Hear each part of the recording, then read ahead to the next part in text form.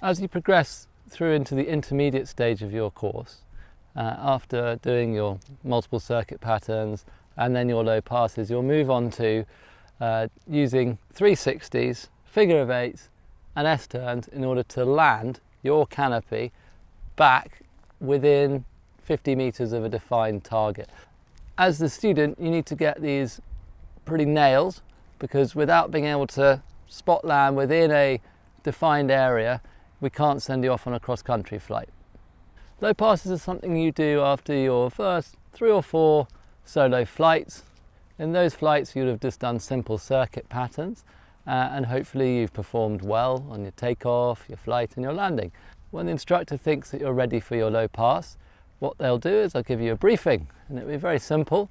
The idea is you're on the edge of your seat as you come in to wind, no lower than 30 foot, and it's designed to improve your throttle control, your wing control and understanding of the wind line.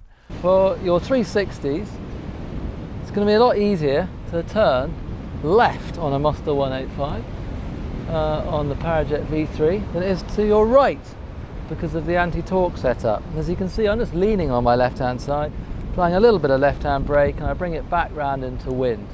Then I hands up, and I do exactly the same on the right. This requires a little bit more brake input. And I just lean on it, and I just keep it turning. Gently, gently, gently, gently, gently. And then once I'm finished, hands back up. And now I'm going to go on my downwind leg.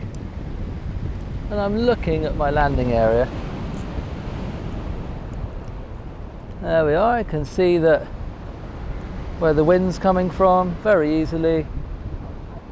I'm looking at the spot, I'm off to the side of it, I'm going downwind, my hands are up, and what I'm going to do is do a little figure of eight.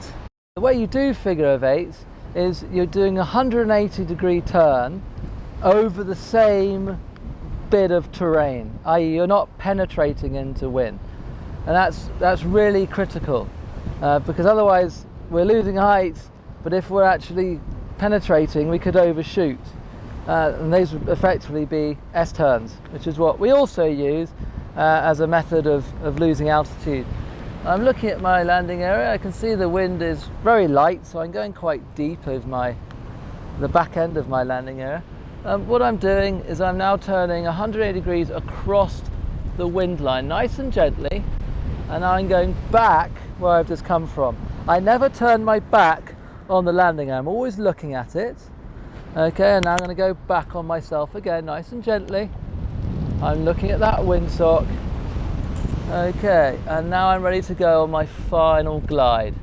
So a really important skill for you to have, the ability to do 360s in order to lose altitude upwind, then come downwind, figure of eights, not penetrating over the ground, and then if necessary some gentle S-turns, we stop them, preferably no lower than 50 foot, so we come on a nice glide to be able to land bang on the target. Once you've developed this skill, we can now send you off on your cross-country flights.